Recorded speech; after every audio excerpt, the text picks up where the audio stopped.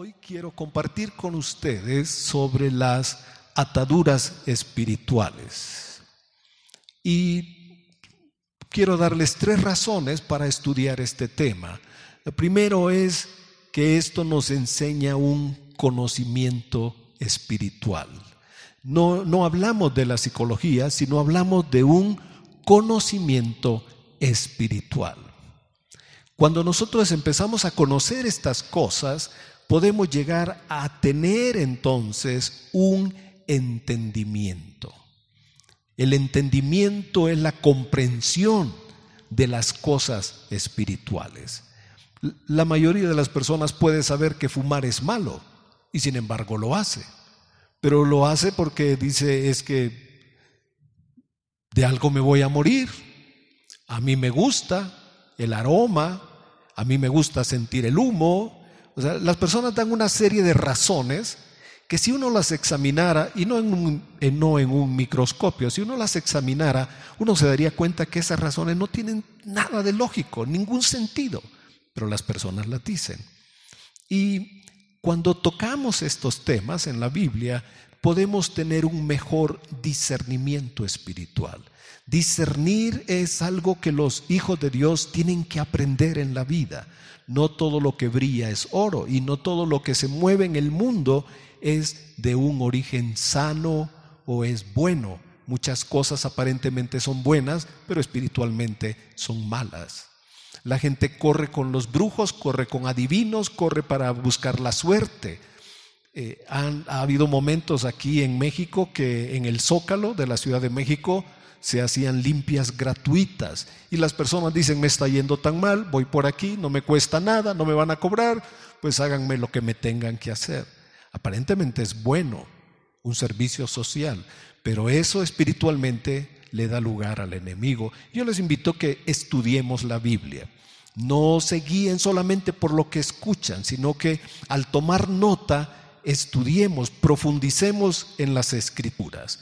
Y voy a recordar esto. Antes de darles los ejemplos que vamos a ver esta mañana, recordemos que en las Escrituras Dios nos da a todos mandamientos, nos da instrucciones, nos da consejos, nos da también advertencias y nos da ejemplos.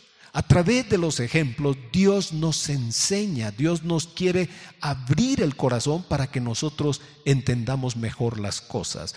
Y por supuesto que también en la Biblia Dios nos da promesas para hacernos bien a nosotros, a nuestros hijos y a los hijos de nuestros hijos. Pero eso no solo queda en 3 generaciones, porque eso va a ser por generaciones. Así es como Dios trabaja. Vamos a ver el primer ejemplo y después vamos a tratar de sacar conclusiones.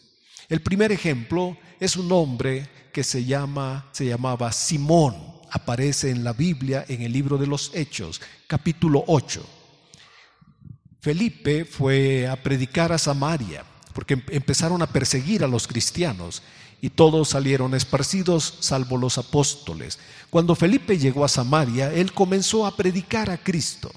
Y en la ciudad muchas personas recibieron sanidades, milagros, y llamó la atención en el capítulo 8, el versículo 9 de este capítulo de Hechos, donde dice aquí, se menciona a Simón, que hacía tiempo, dice, ejercía la magia en esa ciudad. Y lo leí en diferentes versiones y escogí la de las Américas, donde dice, pretendiendo ser un gran personaje. Este hombre se presentaba en la ciudad como un hombre poderoso, un hombre que tenía esos poderes, esas facultades que la gente, dice el versículo 10, le llamaban a él el gran poder de Dios. Este hombre usaba su magia, su brujería, y había engañado, había seducido a las personas.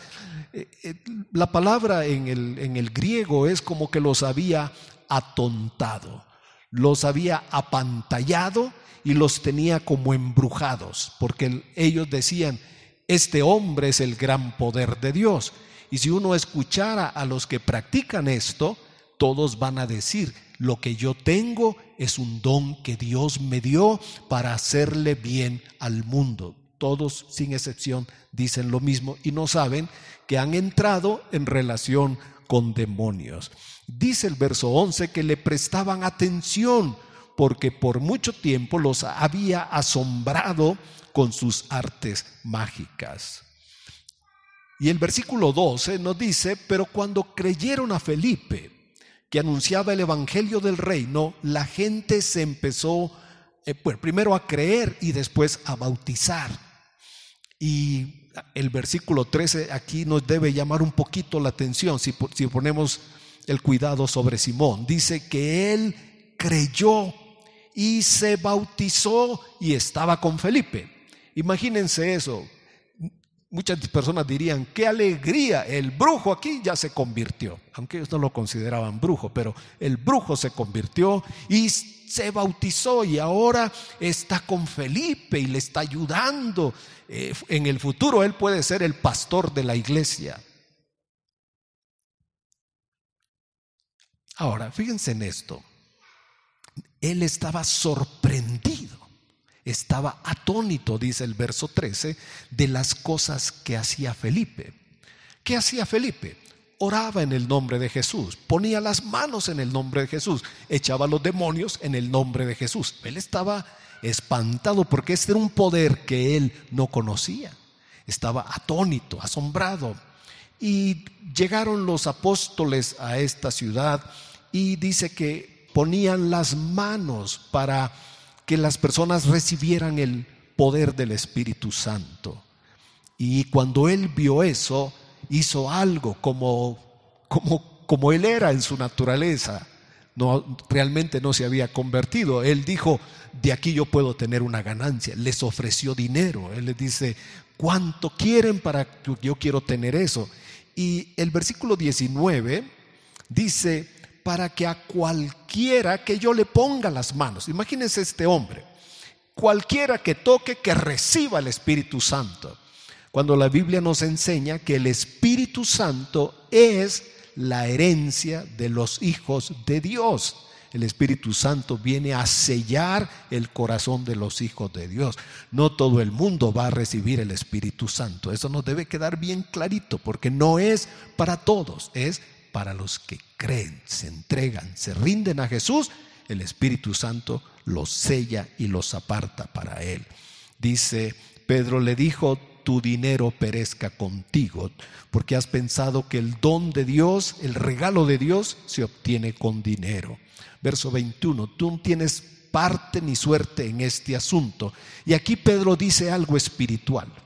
Pedro le dice: tu corazón no es recto. Aquí no crean ustedes que Pedro era muy listo, era un gran psicólogo. Lo que vemos aquí en Pedro es que el Espíritu Santo le reveló, le enseñó a Pedro la condición de Simón y le mostró que su corazón no era recto. Aunque había asistido a la reunión, se había entregado al Señor aparentemente y luego se había bautizado, pero Pedro, que no lo conocía, le dice: tu corazón no es recto. Y le dice algo más: arrepiéntete de esta tu maldad. Lo que has pensado es algo malo, no es algo bueno. Y ruega a Dios si quizás te sea perdonado el pensamiento de tu corazón. Y nuevamente el Espíritu Santo nos enseña cómo estaba Simón. Le dice Pedro: porque en hiel de amargura y en prisión de maldad veo que estás. ¿Cómo estaba él? Es como que lo hubieran pasado por un escáner, por una máquina que se podía ver espiritualmente cómo estaba él por dentro. Aquí se ven dos ataduras. La primera, hiel de amargura, y la segunda, en una prisión de maldad, dice nuestra Biblia, Reina Valera, versión 60. La Biblia de las Américas dice, porque es una traducción un poquito más literal: porque veo que estás en hiel de amargura y en cadena de iniquidad.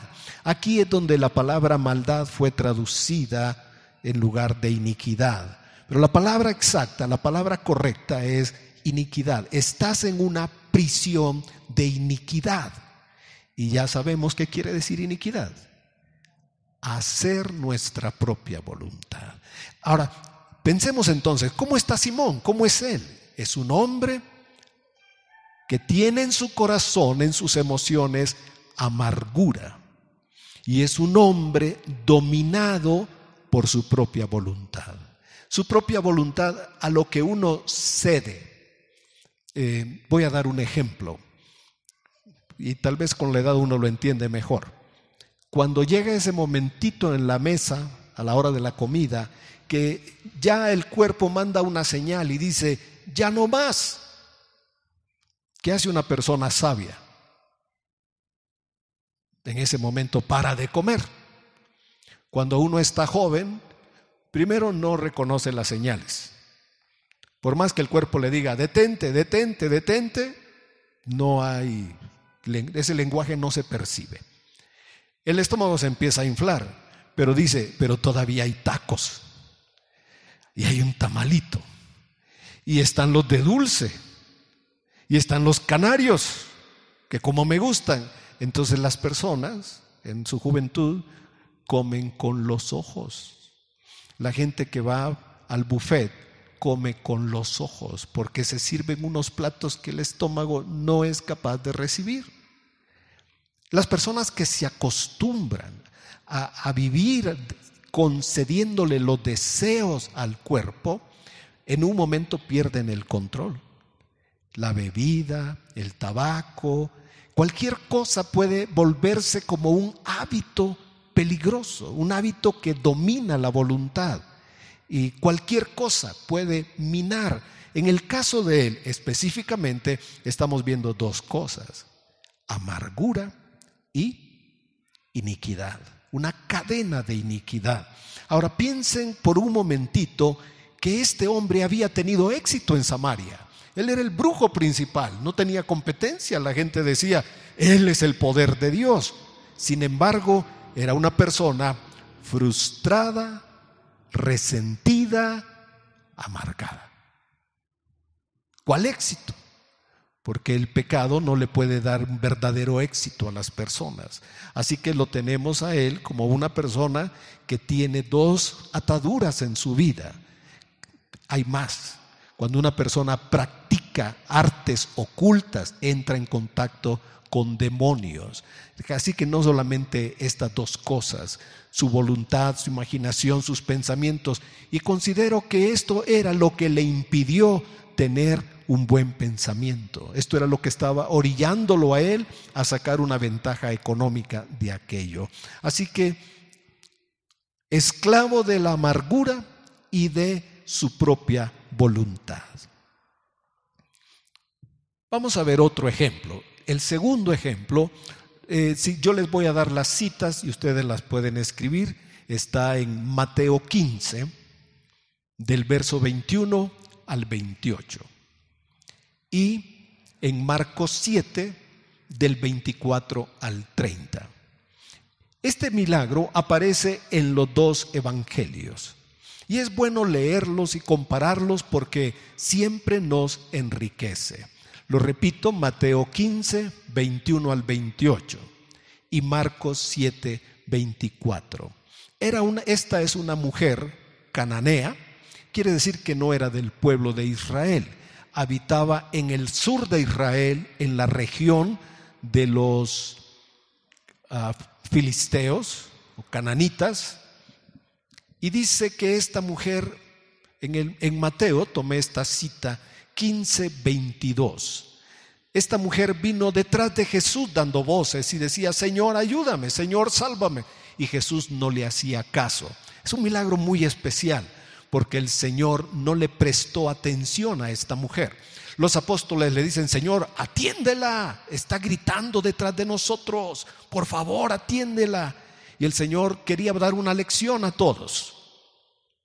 El Señor, esta mujer le dice, en las palabras de Mateo 15:22, mi hija está terriblemente endemoniada. Una niña atormentada por un espíritu malo. ¿Cómo puede ser eso? Pesadillas,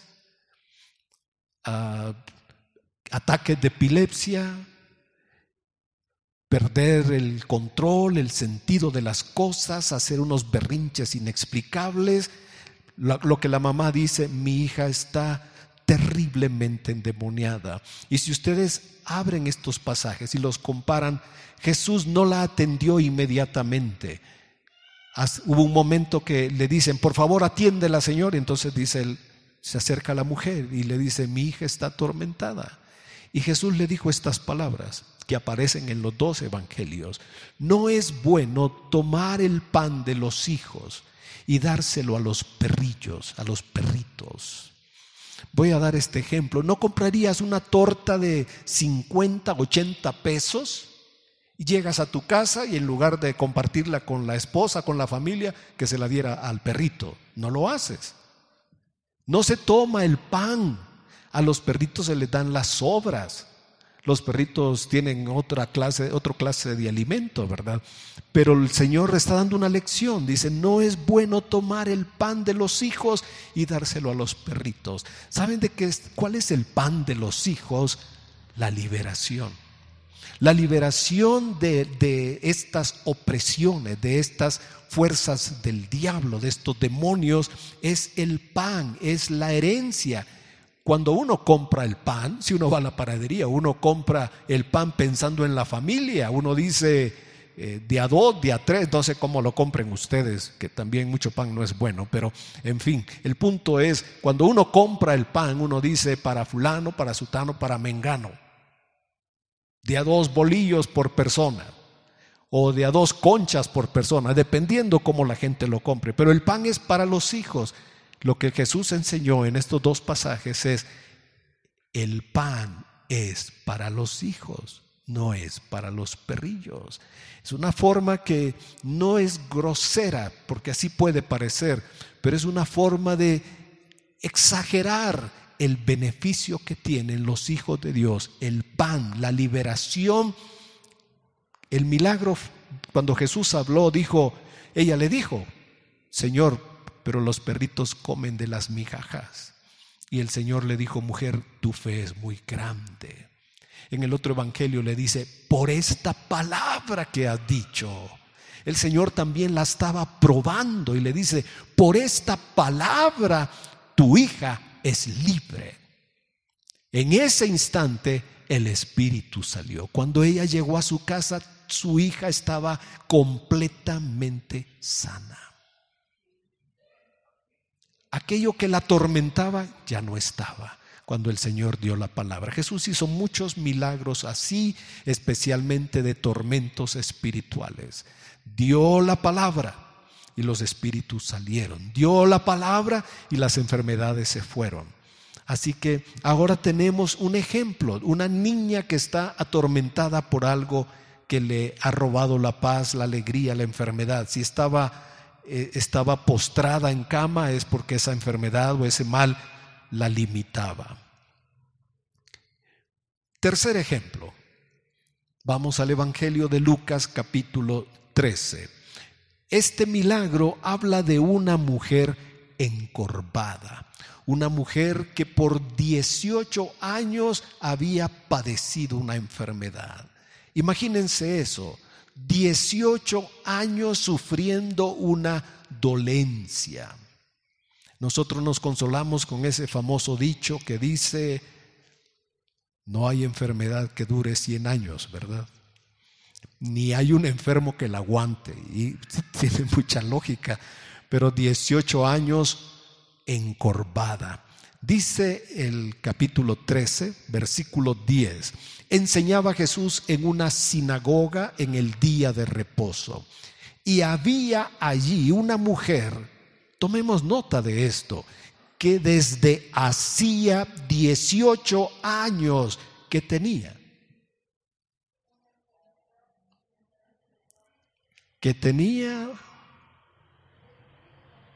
Verso 11, espíritu de enfermedad. Miren, cuando la Biblia usa esta clase de palabras es porque nos está aclarando las cosas. No tenía una enfermedad. ¿Qué tenía?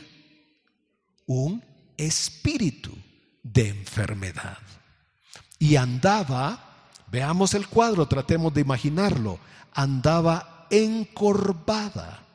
Y otra cosa, en ninguna manera se podía enderezar. Piensen que por 18 años una persona que ha estado en la misma posición, cómo está su columna, cómo están sus huesos, cómo están sus vértebras. Solo voy a darlo como ejemplo, pero pensemos en un joven de 18 años que se sienta mal, que no es capaz de pararse firme y que siempre anda agachado, siempre anda como encogido. A los 18 años ya puede tener problemas. Pensemos en una mujer que por 18 años constantemente estuvo encorvada. Cuando Jesús se enteró, dice verso 12, que la vio, la llamó y le dijo, una vez más aprendamos del Señor. ¿Qué le dijo el Señor? Mujer, ¿eres qué? Libre. Eres libre de tu enfermedad. La palabra que da el Señor es para liberar a los cautivos. Eres libre de tu enfermedad. Pero ya sabemos cuál era la causa de la enfermedad. Era un espíritu de enfermedad. La segunda cosa que hace el Señor, y aquí todavía el milagro va a más, dice, verso 13, puso las manos sobre ella. Esta mujer necesitaba dos cosas. Necesitaba ser libre y ser sana. Si solo sale el espíritu, ¿cómo estaba su cuerpo? Por 18 años, su columna estaba encorvada. Ahora ya salió el espíritu. ¿Qué necesita su cuerpo? Ser sano, levantarse, erguirse. Por eso dice que puso las manos. El Señor dio instrucciones. Sobre los enfermos pondrán las manos y sanarán. El Señor puso las manos y dice, y ella se enderezó luego y glorificaba a Dios. Imagínense, después de 18 años de sufrir un mal, ahora ella está libre y está sana. Este es un milagro que a veces la gente piensa que Jesús solo la sanó, no alcanzan a ver que hizo las dos cosas, que la liberó y que la sanó. Porque recuerden que el pan de los hijos es romper toda maldición, toda enfermedad, todo poder maligno. ¿Cómo deben reaccionar las personas cuando ven un milagro? Todos estaban contentos, menos el principal de la sinagoga. Se molestó de que Jesús la hubiera sanado en día sábado.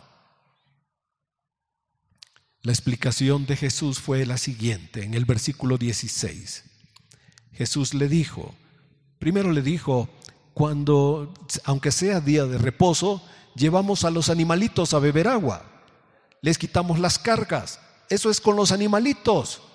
El hecho de que tú ayunes no quiere decir que tu perrito, tu mascota no va a comer ese día. Eso pasó solamente en Nínive, ¿verdad?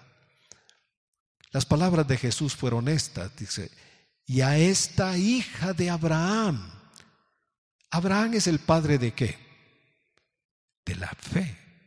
Y esta mujer es una mujer de fe. Es una mujer, miren, esto es curioso porque ella es una mujer de fe. Ella tiene fe en Dios, no es que no tuviera fe.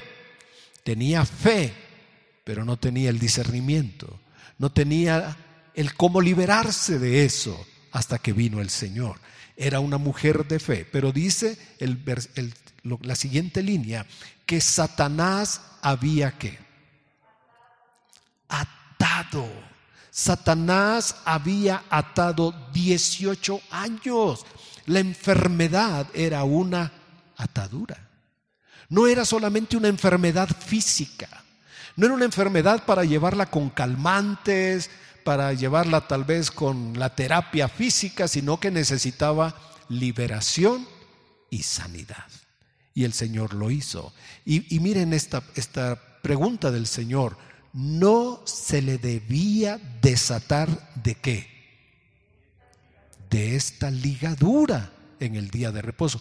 Esa condición era una atadura espiritual en la vida de esa mujer. Así que ya tenemos 3 casos donde estamos viendo cómo la amargura, cómo la enfermedad, cómo la iniquidad pueden ser para nosotros unas ataduras. La influencia de espíritus malos puede causar también esto, ¿verdad? Otro ejemplo que creo que es muy común y nos puede pasar a cualquiera de nosotros, vamos al libro de Proverbios. El 4º ejemplo lo encontramos en Proverbios 29-25.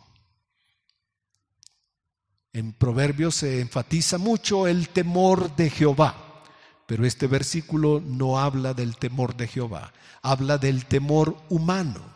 Y creo que la emoción del temor todos la conocemos. En algún momento de la vida la hemos experimentado. Y dice el verso 25, el temor del hombre, ¿qué? Pondrá un lazo.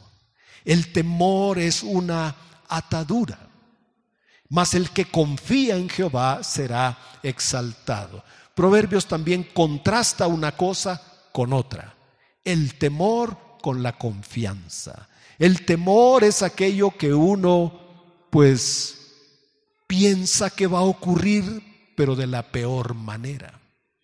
¿Qué tal que voy en el autobús y se voltea?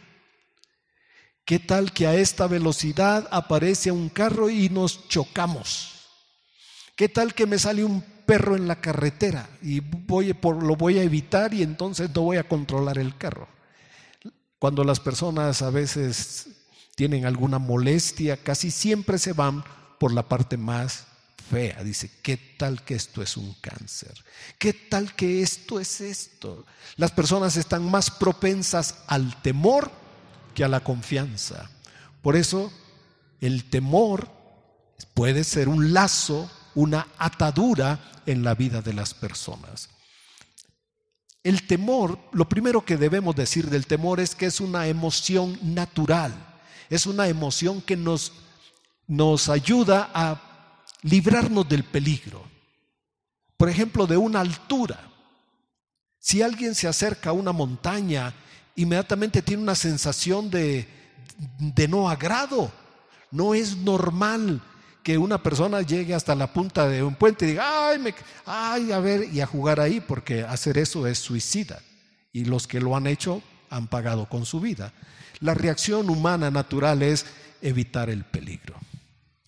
Una serpiente es desagradable, inmediatamente uno se retira.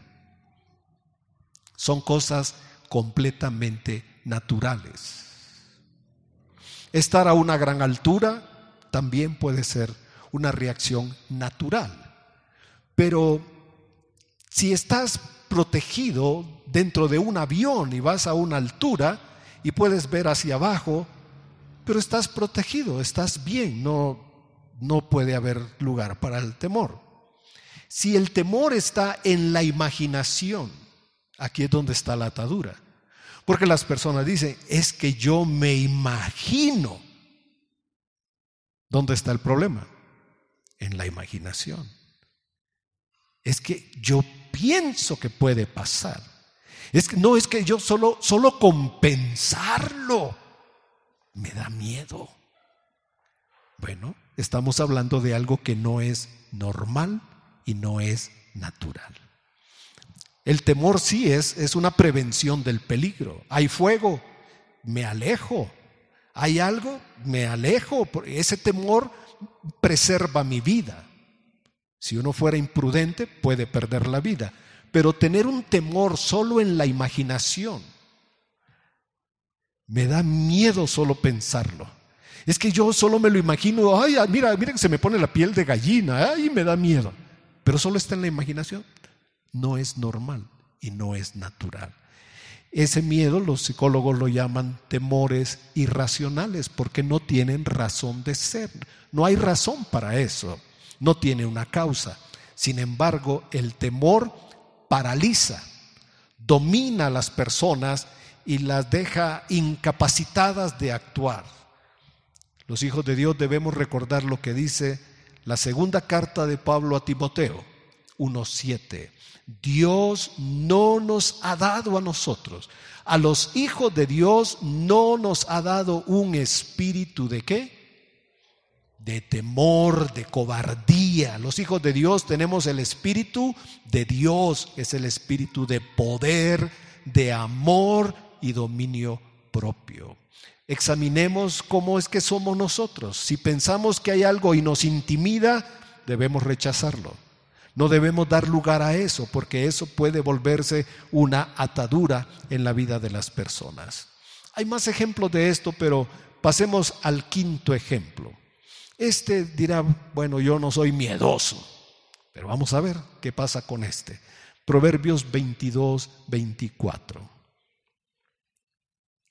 Aquí tenemos la descripción de un hombre en 2 grados diferentes del mismo problema. Proverbios 22:24. Y miren la instrucción, el consejo de la Biblia. No te entremetas con el iracundo, ni te acompañes con el hombre de enojos. No hagas amistad con una persona iracunda.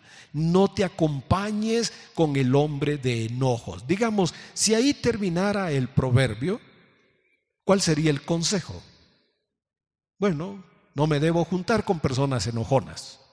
No me debo juntar, no debo tener cierta intimidad con el hombre de enojos o el iracundo.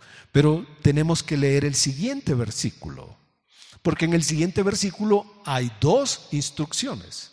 Dice, 1, no sea que aprendas sus maneras, que te hagas como esa persona, que aprendas a ser como esa persona es. Cuando uno se junta con alguien por algún tiempo, después uno empieza a usar las palabras que esa persona usa. Puede uno comportarse o tomar esas ideas de la otra persona. Por eso dice, número 1, no sea que aprendas sus maneras. Y número 2, ¿qué? ¿Qué dice? ¿Qué dice? ¿Qué dice? Que tomes ¿qué? Un lazo para tu alma. Que al fin esa forma de ser me aprisione, me domine y venga yo a ser también una persona explosiva, una persona iracunda. Ahora, estas palabras en el hebreo son muy, muy interesantes. La palabra iracundo en el diccionario dice que es una persona llena de la ira. También dice poseído de la ira y que pierde el control. El hombre de enojos, esa palabra enojos en el hebreo significa calor. Es como dicen cuando alguien se calienta. Y en algunos casos es literal. Cuando alguien se enoja, se le cambian los colores del rostro, se sonrojan. Y en el hebreo es como cuando el veneno va haciendo efecto, cuando el coraje está llegando, inundando a la persona, es como que fuera un veneno que lo está llenando al punto de explotarlo, de hacerlo arder, de ponerlo furioso, como ponzoñoso, venenoso, dice, es la idea que se da en el hebreo. Así que uno debe tener cuidado de no tener intimidad con las personas que son propensas al enojo. Hay más casos, pero tomamos estos para darnos una herencia. ¿Qué ocurre cuando nos relacionamos con una persona frecuentemente? Que empezamos a coincidir en muchas cosas. Si es bueno y es espiritual, qué bien. Pero si fuera malo, la forma de hablar, la forma de comportarse, la forma de ver la vida. Proverbios capítulo 1 nos dice: no te reúnas con los ladrones, porque ellos a su propia alma le ponen un lazo. Los que dicen vamos a robar, no pasa nada, muchos están detenidos, muchos han muerto por relacionarse con las personas incorrectas. Así que consideremos que las emociones, en este caso el enojo, puede ser una atadura. La persona que es propensa al enojo, que se prende fácilmente, que explota, que pierde el control, a eso es lo que se refiere la Escritura. Este tipo de emoción no es que la persona quiera ser así, pero es algo que ya lo domina y lo tiene de esta manera, atado a una vida de enojos. Vamos a ver otro ejemplo. Es el número 6 y ya vamos a terminar. Aquí estamos en Proverbios, vamos al capítulo 5. Aquí se utilizan dos palabras que tienen el mismo sentido de ser una atadura. Proverbios 5:22 dice: prenderán al impío sus propias iniquidades, y retenido será con las cuerdas de su pecado. Considero que esta es una expresión muy clara. Prenderán o lo atraparán al impío sus propias iniquidades. Y ya vimos que es la iniquidad: hacer nuestra propia voluntad. Y retenido será con las cuerdas de su pecado. Lo busqué en otras versiones y voy a leerla en la Biblia de las Américas. Dice de esta manera: de sus propias iniquidades será presa el impío. Será una presa de sus costumbres, de sus hábitos, de su forma de ser. Será prisionero. Una persona que incursiona en el alcohol, tú le preguntas: ¿por qué tomas? Y él dirá: no sé, pero tengo ganas de tomar. O cuando ya pasa la borrachera, dicen: ya no lo vuelvo a hacer. Llegan a la casa y dicen: perdón, ya no lo vuelvo a hacer. ¿Qué crees que ocurre el siguiente fin de semana? Vuelve a tomar. ¿Y el siguiente? Vuelve a tomar. Primero es fines de semana. Después 2, 3 veces por semana. Después puede ser una copa todas las tardes, un aperitivo. Después puede ser algo y decir: bueno, es que pues la vida es corta, de algo uno se muere. ¿Qué ocurre con el paso del tiempo? Que la persona se vuelve esclava del alcohol, de un vicio, de las drogas, de lo que sea. Una persona puede volverse esclava de sí mismo, como dice el proverbio: de sus propias iniquidades será presa el impío, y en los lazos de su pecado quedará atrapado. La iniquidad significa hacer nuestra voluntad. El pecado aquí significa la falta continua, constante. El problema que una persona tiene todo el tiempo, que dice: es que es mi debilidad, es que es mi problema. Eso que llama su problema es su pecado. Y es diferente de pecado en otros sentidos, porque el pecado significa iniquidad, rebelión y este sentido de una ofensa constante, algo que la persona hace constantemente. La persona que entró a la pornografía participa de ellas, quizás se siente mal, vuelve de vez en cuando, dice: bueno, solo 5 minutos, después son 10, 20, medianoche, y está un día atrapado en eso. ¿Qué ocurre con este mercado de la pornografía? Que es un mercado de millones de dólares y que hay toda clase de clientes para esto, personas que se alimentan de pornografía, pero que no lo hacen como algunos dirán, es que es un arte. No, no es un arte, es una perversión de la vida. Las personas quedan un día atrapadas de su propia iniquidad y no pueden romper con eso. Ahora, vamos a ir a Isaías y nos va a dar el panorama real de lo que es la iniquidad y lo que son estas ataduras, porque todo empieza cuando uno le da lugar al diablo.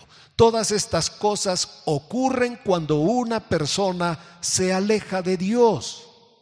Y el libro de Isaías 59 nos va a explicar en el versículo 1 y 2. Lo primero que nos dice en el versículo 1 es que la mano de Dios no se ha acortado. No es que Dios no conteste, no es que Dios no quiera escuchar la oración y no quiera responder. No es que Él no escuche, dice que se ha agravado su oído para oír. El versículo 2 nos da una explicación de lo más sencilla posible. Vuestras iniquidades, nuestros caprichos, nuestros deseos permanentes de vivir en nuestra propia voluntad, de hacer las cosas a nuestra manera, de obedecer a Dios a nuestro modo, de servir a Dios, de creer en Dios, de hacer las cosas a nuestra manera y no en obediencia. Dice, vuestras iniquidades han hecho algo, han causado una división entre vosotros y vuestro Dios. Y vuestros pecados es la misma palabra de Proverbios, del capítulo 5, 22 que leímos. Vuestras ofensas, pecados constantes han hecho ocultar de vosotros su rostro para no oír. Isaías nos enseña que el pecado y que la iniquidad nos aleja de Dios, hace una división, crea una distancia. Cuando uno tiene una buena relación con alguien, pero se mete en medio un chismoso, lo primero que se puede sentir en el ambiente es que hay un frío y que hay una separación, y uno no entiende qué puede pasar, pero de repente hay una distancia, de repente algo se enfrió, la relación dejó de ser normal, natural, y ahora es como reservada, ahora es incómodo. Así es el pecado con Dios. Cuando David pecó, David perdió algo. ¿Recuerdan qué fue lo que David perdió? Lo primero que él perdió: el gozo de la salvación. Antes de pecar, David tenía el gozo de la comunión, el gozo de la relación con Dios. Cuando él pecó, lo primero que él perdió fue la alegría de ser salvo. Pero él sobrevivió, él siguió adelante. Y cuando le avisaron que la señora estaba embarazada, él siguió adelante. Y él quiso resolverlo, él siguió adelante. Pero él sabía que todo ese tiempo ya no tenía el gozo del Señor. El pecado causa una distancia entre Dios y nosotros. Esa puede ser leve, mínima, pero si persiste, nuestro corazón se va a enfriar, el amor al Señor se va a apagar. Estaremos distantes, indiferentes, después lejanos y después contrarios a Dios. Después las personas saben qué dicen: mira, sí creo en Dios, pero a mi manera. Yo llevo la fiesta en paz con Dios. Yo no tengo que ir a la iglesia, yo no tengo que reunirme, yo no tengo que hacer esto, yo no tengo que hacer lo otro. De repente las personas están lejanas, distantes completamente de Dios, porque empezó como algo cuando se apagó el amor a Dios, cuando se apagó el anhelo de darle gracias, el anhelo de alabarle, el anhelo de orar, de encontrar en la palabra algo para el corazón. Por eso Isaías dice: no es que Dios no nos ame, no es que Dios esté lejano, no es que Dios no escuche, es que nuestras iniquidades han hecho una división. Nuestro estilo de vida ha creado una distancia con Dios. Por eso la Biblia siempre nos llama a acercarnos al Señor. ¿Y cuál es la solución de todo esto? Volvernos al Señor, ¿no creen? Volver al Señor, amar al Señor, entregar nuestra vida, rendirnos a Él. Uno puede vivir, la gente dice, yo creo en Dios y estoy muy feliz como yo creo. Jesús dijo, cuando ustedes oren, deben aprender a decir estas palabras: hágase tu voluntad. Porque hacer nuestra propia voluntad es garantía de una sola cosa: fracaso, lágrimas, tristeza, dolor. Me quiero poner, siempre he querido tratar de entender al papá del hijo pródigo, ese hombre que es tan noble y acepta que su hijo se vaya, da la herencia. Él sabe que va por mal camino, el hermano mayor sabe que va por mal camino, todo mundo lo sabe menos él, hasta que fracasa y se queda sin nada, y entonces reconoce y dice: mi papá es bueno, trata a los criados y a los siervos con bondad. En la casa de mi padre hay abundancia. Volveré a la casa, le diré: papá, perdóname, he pecado. Bueno, yo creo que todos hemos pasado por esa historia. Esa historia, la del hijo pródigo, nos representa a todos, a cada uno de nosotros, porque todos nosotros hemos, en algún punto de nuestra vida, nos alejamos, nos enfriamos, y necesitamos volver a nuestro Padre Celestial y hacer las paces con Él y rendirnos a Él y decirle: papá, hágase tu voluntad. He hecho mi voluntad y no me siento bien, no estoy feliz ni satisfecho. Quiero decir que en algún punto uno lo reconoce, como David, cuando se apagó el espíritu en él, cuando perdió el gozo, pero él continuó su vida como que nada hubiera pasado. En el reino todo transcurrió como que nada había pasado, pero él sabía lo que había pasado en su corazón. Y lo más importante, Dios lo sabe. Amén. ¿Qué son las ataduras, hermanos? ¿Es una enfermedad? No. ¿Es nuestra propia voluntad? No. Una atadura es algo que el enemigo usa para atar, para sujetar, para dominar, controlar a otra persona. ¿Y qué es lo que él quiere controlar? Nuestras almas, nuestra mente. Por eso es el conflicto con los pensamientos. Nuestra voluntad. Romanos, cuando dice Pablo: quiero hacer el bien y descubro hay una ley en mí que me lleva a hacer lo malo. Mi voluntad puede ser dominada, como es el caso de la persona que está en un vicio de alcohol, de drogas, etc. Las emociones pueden ser manipuladas, controladas. Hay personas que viven, como el caso de Simón, con amargura, con tristeza. Y les recomendaría, piensen que también los hijos de Dios pueden ser afectados. Isaías 61, los primeros 4 versículos nos van a servir para orientar nuestra vida y ver qué es lo que Dios quiere hacer. Él dice: yo he venido, el Espíritu del Señor está en mí, me ha ungido para predicar buenas nuevas, para dar libertad a los cautivos, para los presos sacarlos de la cárcel, para quitar el luto, el espíritu angustiado. El Espíritu del Señor es el que está en nosotros para romper esas ataduras, esos yugos, para darnos la vida de Jesús.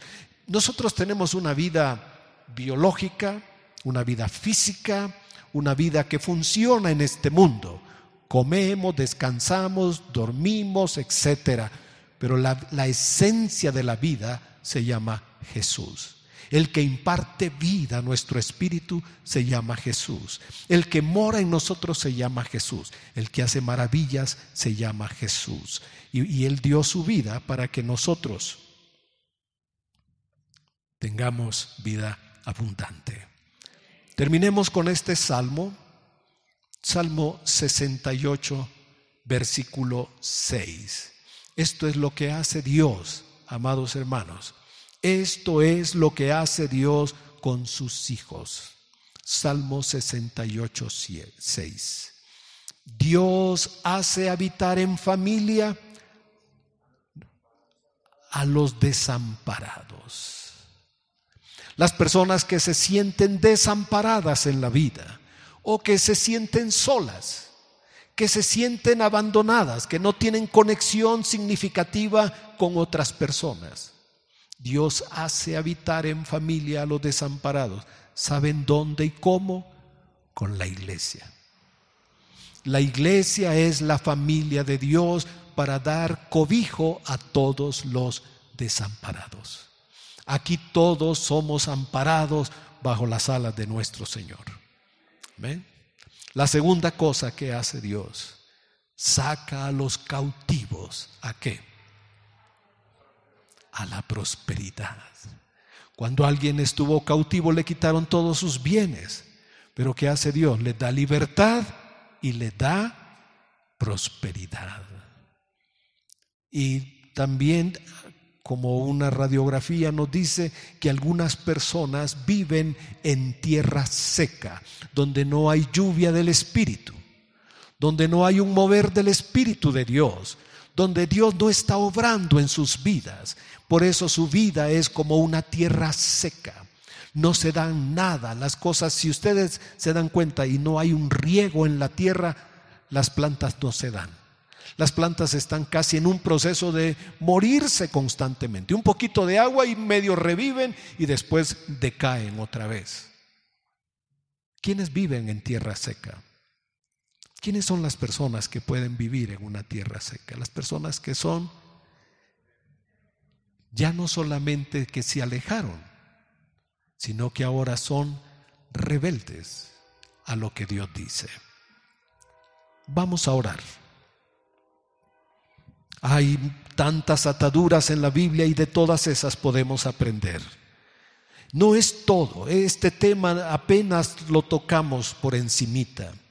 Las ataduras, Dios ha hecho lo posible por medio de Jesús para romper de nuestra vida todo poder de la oscuridad, de las tinieblas, y que seamos libres en nuestra mente, en nuestro corazón y en nuestros pensamientos y en nuestra voluntad.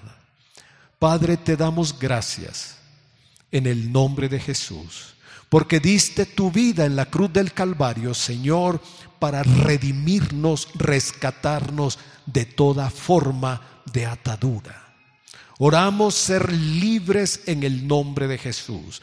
Oramos que tu palabra nos lleve a tu presencia, a examinarnos, a vernos delante de ti, que estorba nuestra vida para buscar la sanidad y la libertad, la liberación de toda forma de influencia de las tinieblas. El enemigo no debe tener parte en nuestra vida. Oramos, Padre amado, que tu palabra y tu Espíritu Santo iluminen nuestra mente y nuestros corazones para caminar en la libertad gloriosa de los hijos de Dios.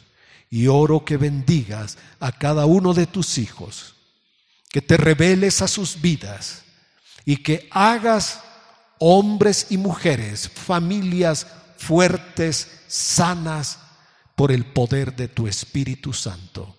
Lo pedimos en el nombre precioso de Jesús. Amén. Amén. Les invito, mis amados hermanos, que puedan ustedes tomar un tiempo para seguir leyendo estas escrituras y permitan que el Espíritu Santo les muestre, les hable, les enseñe y ustedes puedan ver qué tanto de esto se aplica a nosotros. Una pregunta: ¿esto será todo? ¿Son las únicas ataduras que hay en la vida? No. No. Estas ataduras son como la familia de la gripe. Son cientos de virus que son de la misma familia y todos causan lo mismo. Dios nos quiere libres de toda atadura en el nombre de Jesús.